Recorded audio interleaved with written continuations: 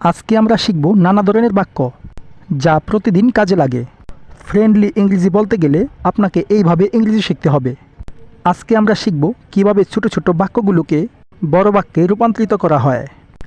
আজকের ভিডিওটা অনেকটাই গুরুত্বপূর্ণ হতে যাচ্ছে, তাই না টেনে সম্পূর্ণ দেখতে থাকুন। আর চ্যানেলটা ভালো লাগলে অবশ্যই সাবস্ক্রাইব করে দিয়ে বেল আইকনটি বাজিয়ে দিন। যারা আগে থেকেই সাবস্ক্রাইব করে রেখেছেন তাদেরকে অসংখ্য ধন্যবাদ। চলুন তাহলে শুরু করা যাক। যদি বলা হয় সে প্রতিদিন স্কুলে যায়, তাহলে ইংরেজিটা কি হবে? আবার যদি বলা হয় সে প্রতিদিন হেঁটে স্কুলে যায়, তাহলেই বা ইংরেজি কি হবে? আবার যদি বলা হয় সে প্রতিদিন তার মায়ের সাথে হেঁটে স্কুলে যায়, তাহলেই বা ইংরেজিটা কি হবে? আপনি কি বলতে পারবেন? আজকের ভিডিওতে আমি আপনাদেরকে শেখাবো এইভাবেই ছোটো ছোটো বাক্যগুলোকে কিভাবে এইভাবে বড় বাক্যে রূপান্তরিত করবেন, সেগুলোই শেখানোর চেষ্টা করব। তাহলে প্রথমে কি আছে? সে প্রতিদিন স্কুলে যায়। এর ইংরেজি হবে he goes to school everyday. He goes to school everyday মানে সে প্রতিদিন স্কুলে যায়।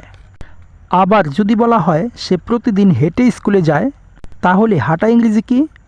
ওয়াক। ওয়াক অর্থ হাঁটা। তাহলে বাক্যটা কি হবে? He walks to school everyday.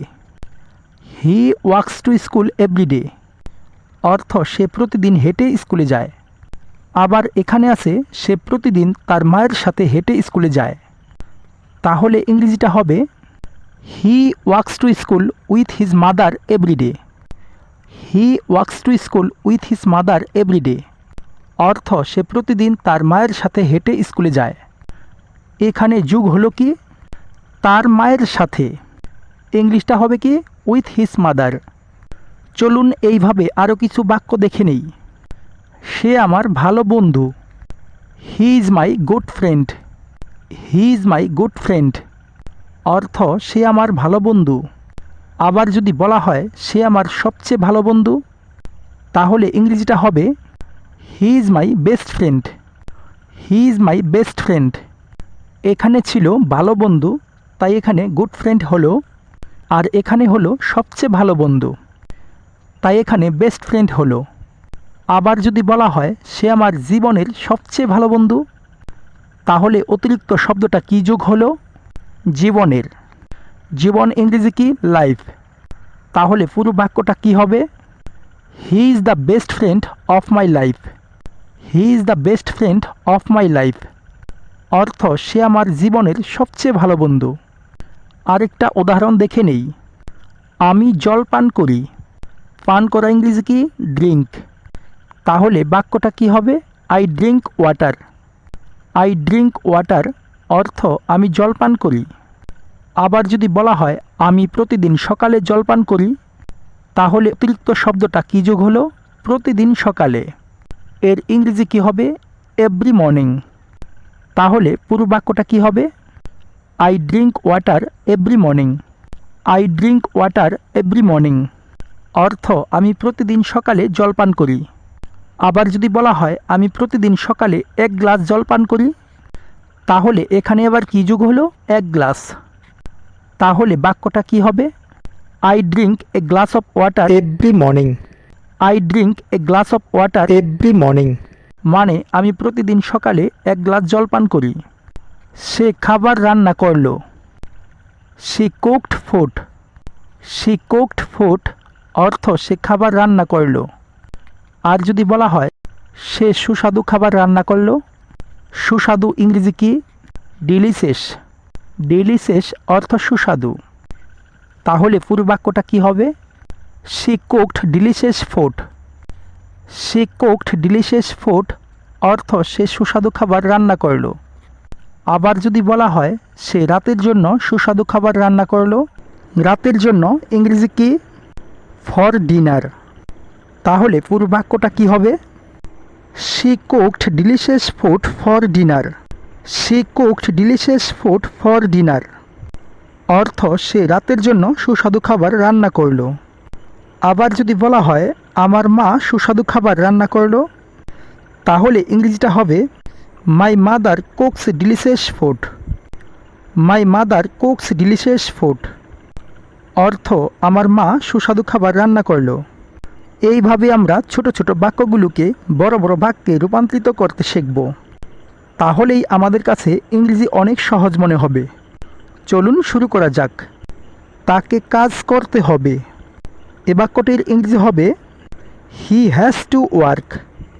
He has to work অর্থ তাকে কাজ করতে হবে। আর যদি বলা হয় তাকে আজ কাজ করতে হবে, তাহলে হবে he has to work today. He has to work today অর্থ তাকে আজ কাজ করতে হবে। আবার যদি বলা হয় তাকে আজ অনেক কাজ করতে হবে, তাহলে হবে he has to do a lot of work today. He has to do a lot of work today অর্থ তাকে আজ অনেক কাজ করতে হবে। আমার টাকা দরকার। I need money. I need money অর্থ আমার টাকা দরকার। আবার যদি বলা হয় আমার কিছু টাকা দরকার, তাহলে ইংরেজিটা হবে আই নিড সাম মানি।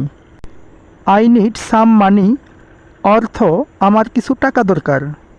আবার যদি এই বাক্যটাকেই একটু বাড়িয়ে বলা হয়, যেমন আমার ওষুধ কিনতে কিছু টাকা দরকার, তাহলে ইংরেজিটা হবে I need some money to by medicine. I need some money to by medicine অর্থ আমার ওষুধ কিনতে কিছু টাকা দরকার। তারা একটি বড় বাড়িতে থাকে। They live in a big house. They live in a big house অর্থ তারা একটি বড় বাড়িতে থাকে। তারা একটি ছোট বাড়িতে থাকে। They live in a small house. They live in a small house অর্থ তারা একটি ছোট বাড়িতে থাকে। আবার যদি বলা হয় তারা একটি ছোট ভাঙা বাড়িতে থাকে, এখানে অতিরিক্ত শব্দটা কি? ভাঙা বাড়িতে। তাহলে ভাঙা বাড়ি ইংরেজি কি? Broken house. তাহলে পুরো বাক্যটা কি হবে? They live in a small broken house. They live in a small broken house অর্থ তারা একটি ছোট ভাঙা বাড়িতে থাকে। আমি বই পড়তে ভালোবাসি। I love to read books. I love to read books অর্থ আমি বই পড়তে ভালোবাসি। আবার যদি বলা হয় আমি অবসর সময়ে বই পড়তে ভালোবাসি, এখানে অতিরিক্ত শব্দটা কী যোগ হলো? অবসর সময়ে। অবসর সময় ইংরেজি কি? Free time. তাহলে পুরো বাক্যটা কী হবে? I love to read books in free time. I love to read books in free time অর্থ আমি অবসর সময়ে বই পড়তে ভালোবাসি। গাইস, ভিডিওটা আপনাদের কেমন লাগলো তা অবশ্যই কমেন্ট করে জানাতে ভুলবেন না।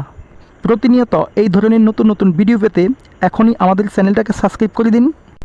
আর যারা আগে থেকে সাবস্ক্রাইব করে রেখেছেন তাদেরকে অসংখ্য ধন্যবাদ। আজকে এ পর্যন্তই। Thanks for watching.